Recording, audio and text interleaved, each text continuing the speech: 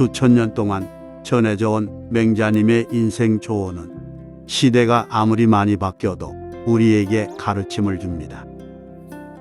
기술이 발달하고 사회가 복잡해지면서 우리의 마음도 그만큼 많이 복잡해진 듯합니다. 그래서 더더욱 선현의 가르침이 필요한 때입니다. 산동 지방의 우산이라고 불리는 울창한 산이 있었다.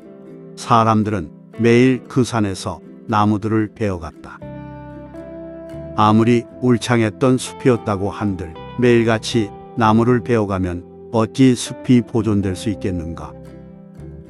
그럼에도 우산은 열심히 밤낮으로 다시 싹을 틔워냈다. 그러니 이번에는 사람들이 소와 양을 풀어놓고 올라오는 새싹들을 모두 뜯어먹도록 했다. 그래서 지금의 우산이 완전히 헐벗은 민둥산이 된 것이다. 사람들은 이제 우산에는 쓸만한 제목이 없다고 말한다.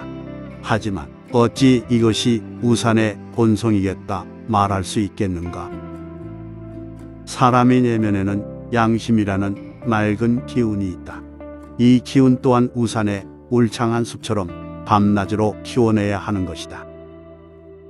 새벽에 맑고 깨끗한 길을 받아 이 기운을 계속 키워나갈 수 있다.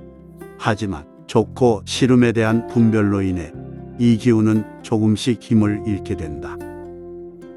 낮 동안 사람들은 세속적인 일에 속박될 수밖에 없다.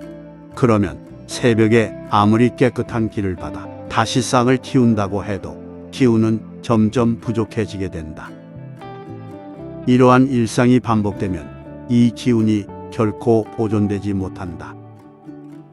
그 기운이 보존되지 못하면 보다 높은 가치의 활력들은 점차 사라지게 되고 마치 짐승과 다를 바 없이 살아가게 된다. 하지만 누구든 이 기운을 싹 틔우고 키우는 법을 익히면 다시 울창한 숲으로 만들 수 있다. 우리는 낮 동안 현실적인 문제들에 부딪히고 맞서며 힘겹게 살아간다. 세속적인 관계와 일석에서 우리들은 옳고 그름, 좋고 싫음에 대한 끊임없는 분별로 마치 우산처럼 자신 내면의 맑은 기운들을 모조리 베어버리고 있다.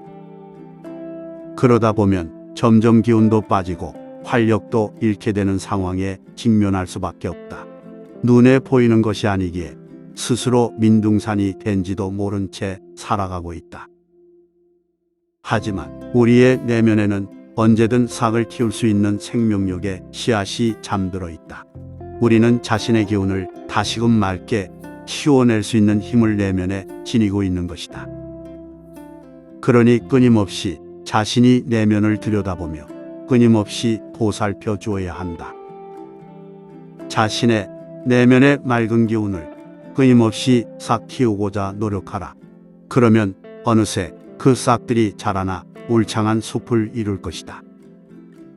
초나라 아이들이 즐겨 불렀던 노래가 있었다. 창랑이 물이 맑으면 나의 소중한 가끈을 씻고 물이 흐리면 더러운 발을 씻으리. 이 노래를 들은 공자는 제자들에게 다음과 같이 가르침을 전했다. 물이 맑으면 가끈을 씻고 더러우면 발을 씻겠다고 하니 이는 물의 맑고 흐림이 곧 그러한 상황을 만들어 내는 것이다. 물 스스로 그러한 상황을 자초한 것이다. 이러한 공자의 가르침에 대해 맹자는 이렇게 말했다. 이는 사람 또한 마찬가지다. 자기 스스로를 업신여기는 자는 반드시 다른 사람에게 모욕을 당할 수밖에 없다. 집안도 먼저 스스로 망쳐버리면 반드시 다른 집안이 그 집안을 망치려 든다. 모든 것은 자신에게 달려있는 것이다. 자신의 마음에 따라 이 세상은 밝게 변하기도 어둡게 변하기도 하는 것이다.